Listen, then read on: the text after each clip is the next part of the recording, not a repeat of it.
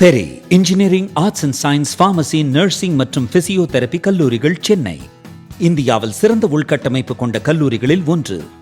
100% வேலை வாய்ப்பினை உறுதி செய்யும் சாதனை. ஆயிரக்கணக்கான பிற கல்லூரி மாணவர்களுக்கும் வேலை தந்த பெருமை. பெரி, எங்கள் கண்களில் உங்கள் கனவுகள்.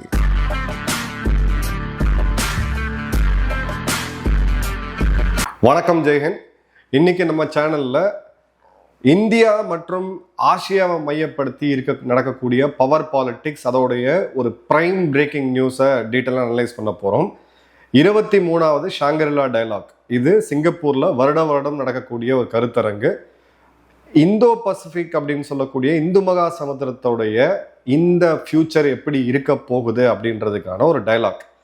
இதில் யார் பங்கேற்றா அப்படின்னு பார்த்தீங்கன்னா, அமெரிக்காவுடைய secretary of war Peter Hegseth அவர்கள். சிம்பிளாக சொல்லணும்னா அவங்களுடைய பாதுகாப்புத்துறை அமைச்சர். இவர் தான் இதோடைய ஹெட்லைன் ஸ்பீக்கர். ஸோ பேசிக்கலாக இந்த ஃபாரம் அப்படின்றது அமெரிக்காவுடைய பார்வை என்ன ஆசியா மற்றும் பசிபிக்கில், அப்போ அமெரிக்காவுடைய பார்வை என்ன அப்படின்ற போது நேரெதிராக இதில் வர்றது சீனா. இன்னொரு மிக முக்கியமான ஒரு பிளேயர் இதில் யாருன்னு பார்த்தீங்கன்னா இந்தியா. ஸோ இந்த இடத்துல சைனா தன்னுடைய டிஃபென்ஸ் மினிஸ்டரை அனுப்பணும்னு சொல்லி அவங்க இன்விடேஷன் அனுப்புகிறாங்க. 2வது முறையாக இந்த மீட்டிங்கை சைனா ஸ்கிப் பண்ணுறாங்க. அவங்களுடைய சில எக்ஸ்பர்ட்ஸு, துறை ரீதியான சில ஆஃபீஸர்ஸ் இந்த கான்ஃபரன்ஸுக்கு அனுப்புகிறாங்க. அமெரிக்கா மாதிரி சைனா அவங்க பாதுகாப்புத்துறைய அமைச்சரை அனுப்பலை. அதே மாதிரி பார்த்தீங்க அப்படின்னா, இந்திய தரப்புல இருந்து நம்மளுடைய டிஃபென்ஸ் செக்ரட்டரி ராஜேஷ்குமார் சிங் அவர்கள், கேபினெட் அந்தஸ்து பெற்றவர் டிஃபென்ஸ் செக்ரட்டரி, நம்ம எல்லாருக்குமே தெரியும், ரொம்ப முக்கியமான ஒரு அதிகாரி. பட் இந்தியா சைனா மாதிரி பாதுகாப்புத்துறை அமைச்சரை அனுப்பலனாலும், ராஜ்நாத் சிங் அவர்கள் பங்கேற்கலனாலும், சைனா அளவுக்கு புறக்கணிக்காம டிஃபென்ஸ் செக்ரட்டரி இந்தியாவுடைய ஒரு மிக முக்கியமான அப்பாயின்மெண்ட்டை அவர் அமைச்சிருக்கிறாங்க. அப்படின்ற போது நான் சைனா பக்கமும் கிடையாது, அதே மாதிரி அமெரிக்கா பக்கமும் கிடையாதுன்னு சொல்லிட்டு ஒரு குழப்பமான டெலிபரேட்டா ஒரு ஸ்ட்ராட்டஜிக் அம்பிகியூட்டியை இந்தியா அந்த இடத்துல முன்னுக்கு வைக்கிறாங்க அப்படின்றத பார்க்குறோம். இப்போ இந்த கான்ஃபரன்ஸோடைய அவுட்லைன் கருத்து என்ன, மைய புள்ளி என்ன அப்படின்னு பார்த்தீங்கன்னா, stable, secure and inclusive Indo Pacific vision. Stable, secure அப்படின்னு வரும்போதே பாதுகாப்பு அப்படின்ற பொருட்படுது. இப்போ இந்த இடத்துல யார் ரகலை பண்ணுறா அப்படின்னு பார்த்தீங்கன்னா, ஆப்வியஸாக சைனா. 13 நாடுகளோட பகை, பல நாடுகளுடைய தீவுகளை தங்களுதுன்னு கொண்டாடுறது, அருணாச்சல் பிரதேச தங்களுதுன்னு சொல்லக்கூடியது, அதுக்கு உண்டான பேரை மாற்றுறது, இந்த சேட்டை எல்லாமே பண்ணிகிட்டு இருக்கிறது. அப்படின்ற போது கிளியர் கட்டாக இந்த இடத்துல சைனாவுக்கு எதிரான சில முக்கியமான ஒரு ஒருங்கிணைப்பாகவும் நம்ம வந்து இதில் பார்க்கலாம். இது எங்கே அப்படின்னு பார்த்தீங்கன்னா, இதுக்கு நடக்கிறதுக்கு 24 மணி நேரம் முன்னாடி இந்தியாவுடைய WMCC, அதாவது பார்டர் மேனேஜ்மெண்ட்டுக்கு உண்டான 38வது மீட்டிங் இங்கே நடக்குது. யாருக்கும் நடுவில், பீஜிங்க்கும் இந்தியாவுக்கும் சீனாவுக்கும் நடுவில் இந்த மீட்டிங் நடக்குது. 35வது பார்டர் மீட்டிங் நடக்குது. அதன் பிறகு லைன் ஆஃப் ஆக்சுவல் கண்ட்ரோல் எந்த அளவுக்கு ஆல்மோஸ்ட் ஒரு போரை நோக்கி போனதை பார்த்தோம் ஜூன் 2020. இப்போ இந்த இடத்துல கன்ஸ்ட்ரக்டிவ் அண்ட் ஃபார்வர்ட் லுக்கிங் சொல்லி ரொம்ப கேர்ஃபுல்லாக பண்ணியிருக்காங்க. இந்த குறிப்பிட்ட மீட்டிங்கில் ஒரு முக்கியத்துவம் என்ன அப்படின்னு பார்த்தீங்கன்னா, இது டிப்ளமேட்ஸ் பண்ணக்கூடிய மீட்டிங் கிடையாது, இந்திய ராணுவம் சீன ராணுவம் நேரடியாக பண்ணக்கூடிய ஒரு meeting. So constructive and forward லுக்கிங்னா ஏதோ ஒரு முன்னுக்கு போகுது, ஓரளவுக்கு இந்த பேச்சுவார்த்தை கன்ஸ்ட்ரக்டிவாக இருக்கு அப்படின்றதுக்கான பொருள்படுதே தவிர, இந்த எல்லை பிரச்சனையை முடிவுக்கு வரும் அப்படின்னு சொல்லி இந்தியாவும் சொல்லலை, சைனாவும் சொல்லலை.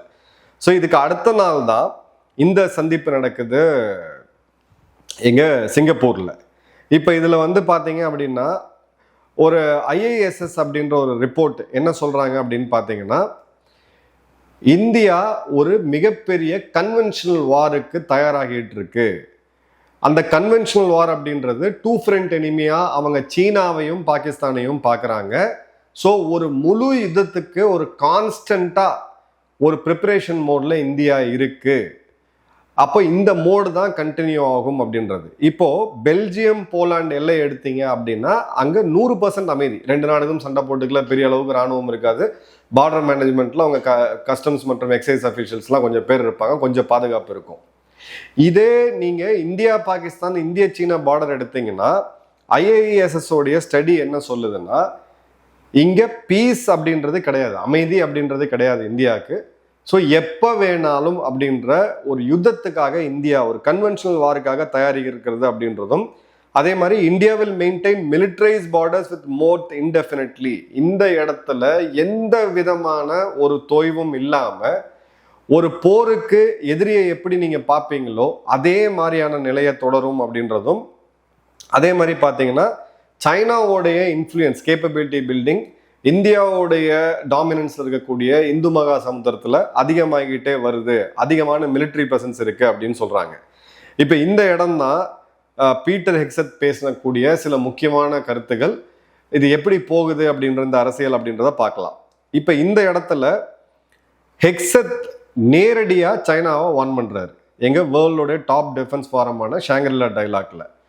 ஆனா ட்ரம்ப் போய் ஷி ஜின்பிங் கிட்ட பேசிட்டு வரும்போது தாய்வானை பகடக்காயா பயன்படுத்துறாரு ஈரானோட பிரச்சனையை முடிக்கிறதுக்கு. ஸோ நீ ஈரான் நீ விட்டு கொடு, தாய்வானை நான் விட்டு கொடுக்குறேன் அப்படின்ட்டு. இது ரெண்டுமே ஒரே மாசத்துல நடக்குது. இதே மே மாசத்தோடைய மிடில் பார்த்தீங்க அப்படின்னா ட்ரம்ப் போன பிறகு தாய்வானுக்கு அமெரிக்கா தரவிருந்த இந்த $12 பில்லியன் அளவுக்கான ஆயுதங்களை இப்போ நிறுத்தி வச்சிருக்கிறாங்க. எதுக்கு? ஈரானை வீழ்த்தணும் அப்படின்னா சைனாவுடைய ஆதரவை கட் பண்ணி ஆகணும். ஸோ சைனா ஈரானை காவு கொடுக்குறாங்க, இவங்க பார்த்தீங்கன்னா தாய்வானை காவு கொடுக்குறாங்க, ஓரளவுக்கு ஒரு செட்டில்மெண்ட்டுக்கு வராங்க. ஆனால் பீட்டர் ஹெக்ஸத் பார்த்தீங்கன்னா இங்கே நேரடியாக சைனாவை வார்ன் பண்ணுறாரு அப்படின்றத பார்க்குறோம். இப்போ இந்த இடம் தான் நம்ம ரொம்ப முக்கியமாக கவனிக்க வேண்டியது. இந்தியா தன்னுடைய எல்லை பகுதி, குறிப்பாக ஈஸ்டர்ன் எல்லையில் வெகு வேகமாக ஆர்டிஃபிஷியல் இன்டெலிஜென்ஸோட சேர்த்த ஒரு ஸ்மார்ட் ஃபென்சிங்கை கொண்டு வருவோம் அப்படின்னு சொல்லியிருக்காங்க.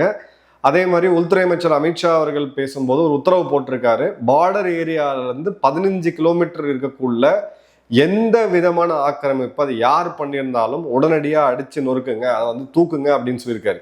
ஸோ ஏதோ ஒரு இடத்துல இப்போ ஒரு பயங்கரவாத தாக்குதல் எதுவுமே இல்லாமல் ஓரளவுக்கு நாடு பீஸ்ஃபுல்லாக போயிட்டு இருக்கும்போது இவ்வளோ அக்ரெசிவாக இவ்வளோ வேகமாக முன்னெடுத்து நம்ம எல்லையை செக்யூர் பண்ணக்கூடிய அந்த அவசியம் ஏன் வருது அப்படின்னா, கண்டிப்பாக கேபினட் கமிட்டி ஆஃப் செக்யூரிட்டியில் சில முக்கியமான விஷயங்களை அவங்க பார்த்துருக்குறாங்க அப்படின்றத பார்க்குறோம். பிஎஸ்எஃப் பிஜிபியோட ஸ்டாண்ட் ஆஃப் மீண்டும் மீண்டும் வருது பங்களாதேஷ் பார்டர் கார்ட்ஸோட.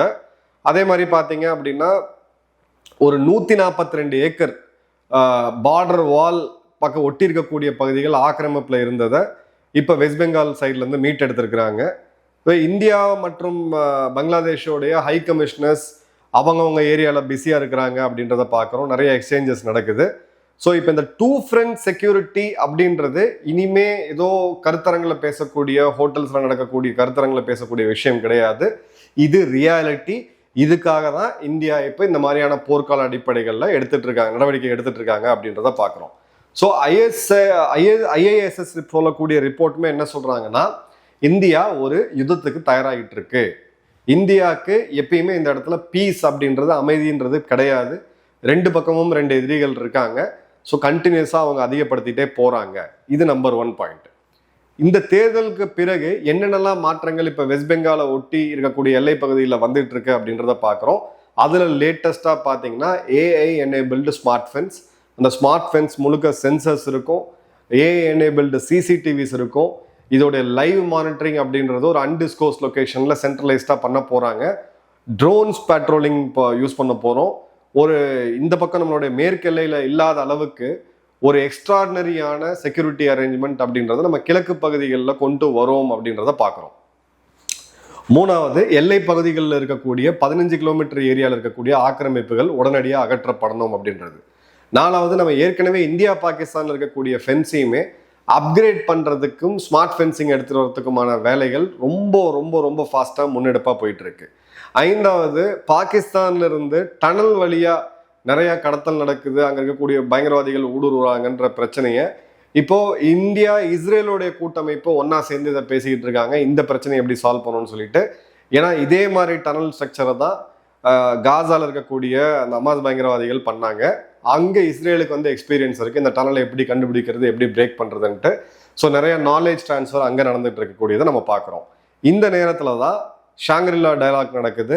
இந்தியா அமைச்சரை அனுப்பாம, அதே மாதிரி அதை புறக்கணிக்கிறோம்னு சொல்லி ஒரு அதிகாரி லெவலில் ஜூனியர் அதிகாரிகள் அனுப்பாம டிஃபென்ஸ் செக்ரட்டரி அனுப்பிச்சிருக்காங்க. ஸோ அந்த இடத்துல அமெரிக்காவா இல்லை சைனாவா யாருக்கு நெருக்கமாக இருக்கீங்க அப்படின்ற அந்த கேள்வியை ஒரு குழப்பமாகவே டெலிபரேட்டாகவே நம்ம விடுறோம் அப்படின்றதையும் பார்க்குறோம். இப்போ இந்த 5 ஃபேக்டரையும் நீங்கள் சேர்த்து வச்சு பார்த்தீங்கன்னா நாம ஒரு வேகமா யுத்தத்துக்காக அப்படின்னா நம்ம போய் யுத்தம் செய்ய போறோமா, அது கிடையாது. ஒரு யுத்தத்தை ஆன்டிசிபேட் பண்ணி நம்ம ரெடி ஆகிட்டு இருக்கோம் அப்படின்றது மட்டும் கிளியர் கட்டா தெரியுது. ஸோ இப்போ சைனா ஏன் இதை பாய்காட் பண்ணாங்க? அமெரிக்காவுடைய அந்த ரீஜனல் செக்யூரிட்டி ஆர்டர், நீ யாரு ஏன் இடத்துல வந்து இங்க பஞ்சாயத்து பண்றது அப்படின்றதான் சைனாவுடைய ஒரு பாயிண்ட். பீட்டர் எக்ஸத் இந்த ஓப்பன் வார்னிங்கை சைனாவுக்கு கொடுக்கறது அப்படின்றது உன்னோட இடத்துல நான் வந்து ஆடி காமிப்பேன், என்னன்னு எதை அசைக்க முடியாதுன்றது. ஸோ இந்த 2023 அக்டோபர் 7 நடத்தப்பட்ட இஸ்ரேல் மீது நடத்தப்பட்ட அந்த தாக்குதல், அதன் பிறகு ஜியோ பாலிட்டிக்ஸ் 23லேருந்து 26 ஆல்மோஸ்ட் பார்த்தீங்கன்னா ஒரு 3 வருடம் பார்த்தீங்க இந்த மிடில் ஈஸ்ட்லேயே இருக்குது, அந்த வளைகுடா நாடுகளை சுற்றியே இருக்கு. பட் ஒன்ஸ் இந்த பிரச்சனை முடிந்த பிறகு இந்தியாவை மையப்படுத்தி இனிமே இந்த போட்டி, இந்த பவர் ஸ்ட்ரகிள், யுத்தங்கள், கான்ஃப்ளிக்ஸு, ட்ரேடு, டெவலப்மெண்ட்டாக இருக்கட்டும், டெக்னாலஜியாக இருக்கட்டும், எல்லாமே இனிமே வரக்கூடிய காலங்களில் இதுவாக தான் இருக்க போகுது. அடுத்த ஐரோப்பாவா இப்போ இருக்கக்கூடிய ஆசியா உருவெடுக்கக்கூடிய காலத்தில் நம்ம இருக்கிறோம். ஸோ மொத்த ஜியோ பொலிட்டிக்கல் ஃபோக்கஸுமே இங்கே தான் இருக்க போகுது. அப்படின்ற போது இந்தோ பசிபிக் ஸ்ட்ராட்டஜி அப்படின்னு எந்த ஒரு நாடு எடுத்தாலும் அதில் இந்தியா இல்லாமல் அவங்களால செயல்பட முடியாது. இது இந்தியா எந்த அளவுக்கு முன்னெடுத்து போகிறாங்க இல்லை அப்படின்றது அது அரசியல் இருக்கக்கூடிய அரசாங்கம் அவங்க ஃபாரின் பாலிசியை பொறுத்து இருக்கு.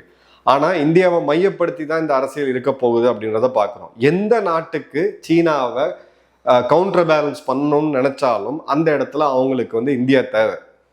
இப்போ நெதர்லாண்ட்ஸ் நாட்டிலேருந்து லித்தோகிராஃபி தொழில்நுட்பம் நமக்கு கிடைச்சதை பற்றி நம்ம ஏற்கனவே பேசியிருந்தோம். அதோட எஃபெக்ட் இப்போ எங்கே கிடைக்குதுன்னா, சர்வதேச எல்லையில், அதாவது சைனாவுடைய தென் சீன கடல் பகுதியை ஒட்டி இருக்கக்கூடிய சர்வதேச பகுதிகளில் போயிட்டு இருந்த நெதர்லாந்து கப்பலை சீனாவுடைய கப்பல் போய் விரட்டடிக்கிறதுக்கான முயற்சியில் ஈடுபட்டிருக்காங்க. எங்கள் பகுதிக்குள்ள நீங்கள் ஊடுருவி இருக்கீங்க, உங்களை வந்து நாங்கள் சுட்டு வீழ்த்துவோம் அப்படின்ற அந்த எச்சரிக்கைலாம் அந்த கப்பலுக்கு கொடுக்கப்பட்டிருக்கு. பதிலுக்கு நெதர்லாண்ட்ஸ் வந்து இது சர்வதேச கடல் பகுதி, இல்லை யாரும் உரிமை கொண்டாட முடியாது, நாங்கள் இன்டர்நேஷனல் நேவிகேஷன் ரூல்லாம் ஃபாலோ பண்ணிட்டு தான் போகிறோம்னு சொல்லிட்டு. ஸோ இப்போ நெதர்லாண்ட் ஒரு சிறு நாடு, அவங்களுக்கும் இந்த இடத்துல அவங்களுடைய ஜியோ பொலிட்டிக்கல் ஸ்பேஸ் வேணும் அப்படின்னா அது ஒன்று அவங்க சைனாவோட பார்ட்னர்ஷிப் பண்ணி ஆகணும். சைனா எல்லாருக்குமே ஒரு காம்படிட்டராக இருக்கிறாங்க, பல நாடுகளுக்கு அவங்க எதிரிகளாக இருக்காங்க. அப்போ சைனாக்கு நேர் எதிராக இருக்கக்கூடிய இந்தியாவை மையப்படுத்தி தான் வந்தாக வேண்டிய காலத்தின் கட்டாயம் இருக்கு.